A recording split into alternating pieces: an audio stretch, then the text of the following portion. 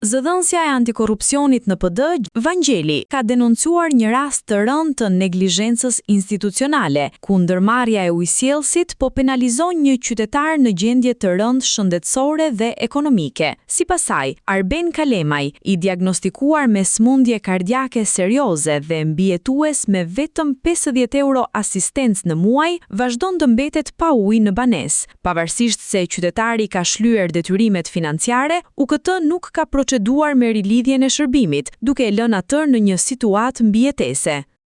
Zoti Arben Kalemaj, i diagnostifikuar me sëmundje të rënda, përfshirë stemi lateral dhe të tjera sëmundje shoqëruese, i cili jeton me rreth 50 euro asistencë për çdo muaj, së fundmi është përballur dhe me ndërprerjen e furnizimit me ujë në banesën e tij, për shkak të vonesave në pagesën e 2 faturave të fundit.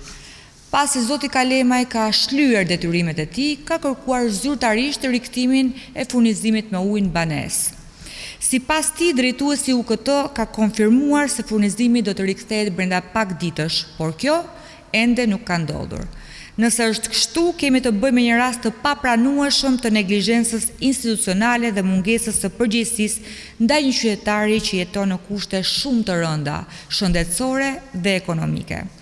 Asnjë shtet që pretendon të mbrojë dinjitetin njerëzor nuk mund të lërë pa ujë një familje që lufton çdo ditë me sëmundjen dhe varfrinë. Uji nuk është luks, është një drejtë themelore dhe një domosdoshmëri jetike. Partia Demokratike u bën thirrje institucioneve përgjegjëse që të korrigjojnë menjëherë rastin dhe të rikthejnë ujin në banesën e zotit Kalemaj.